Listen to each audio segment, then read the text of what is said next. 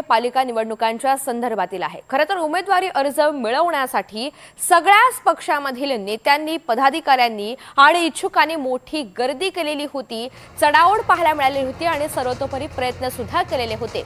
महानगरपालिका निवडणुकीमध्ये उमेदवारी अर्ज मिळवण्यासाठी सगळ्याच कार्यकर्त्यांमध्ये चढाओढ पाहायला मिळाली। कुठे थेट पक्षामधील वरिष्ठ नेत्यांवरच टीका करण्यात आली, तर कुठे थेट शहर अध्यक्षांच्या कारचा पिछा करण्यात आला। मात्र तरी सुद्धा उमेदवारी न मिळाल्यामुळे सर्व पक्षांमध्ये बंडाळी झाल्याचं पाहायला मिळालं। रडारडी, वादावादी आणि यानंतर वादळ सुद्धा शमलेलं नाहीये। यातच उपमुख्यमंत्री एकनाथ शिंदेंना मोठा धक्का बसलाय।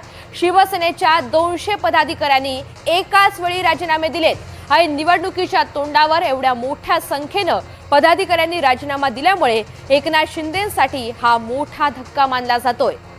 आता आगामी पालिका निवडणुकांच्या पार्श्वभूमीवर शिवसेनेला याचा फटका बसण्याची शक्यता आहे। अधिकची माहिती जाणून घेऊयात। विशाल पाटील आपल्या सोबत आहेत। विशाल, एकाच वेळी एवढ्या मोठ्या संख्येनं पदाधिकाऱ्यांनी राजीनामे दिले, नेमकं काय कारण सांगण्यात आलं?